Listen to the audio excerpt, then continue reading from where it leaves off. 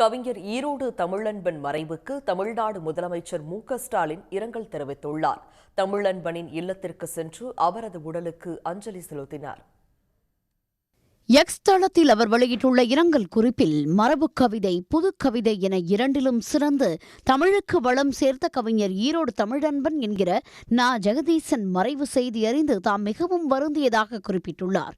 பாவேந்தர் பாரதிதாசனுடன் 10 ஆண்டுகள் நெருங்கி பழகிய சிறப்புக்குரியவர் ஈரோடு தமிழன்பன் என்று தமது இரங்கல் குறிப்பில் முதலமைச்சர் மு.க.ஸ்டாலின் சுட்டிக்காட்டியுள்ளார். தமிழன்பனின் இடையராத தமிழ் பணிக்கு அங்கீகாரமாக கலைமாமணி விருது, சாகித்ய அகாடமி விருது, பாரதிதாசன் விருது, சிறந்த நூலுக்கான தமிழ்நாடு அரசின் விருது, குரல் பீட விருது, முரசொலி அறக்கட்டளையின் கலைஞர் விருது, கவிக்கோ விருது என எண்ணற்ற விருதுகளை பெற்று அவற்றிற்கு ஈரோடு தமிழன்பன் பெருமை சேர்த்திருப்பதாக முதலமைச்சர் பாராட்டியுள்ளார்.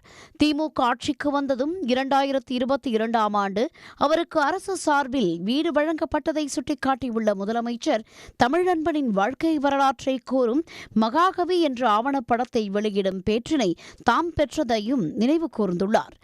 இறுதி காலம் வரையிலும் பல வகைமையிலும் தமிழுக்கு தொண்டாற்றிய நீண்ட நெடிய பெருவாழ்வுக்கு சொந்தக்காரரான ஈரோடு தமிழன்பனை இழந்து வாடும் குடும்பத்தாருக்கும் தமிழன்பர்களுக்கும் ஆழ்ந்த இரங்கலை தெரிவித்துக் கொள்வதாக முதலமைச்சர் மு.க.ஸ்டாலின் கூறியுள்ளார்.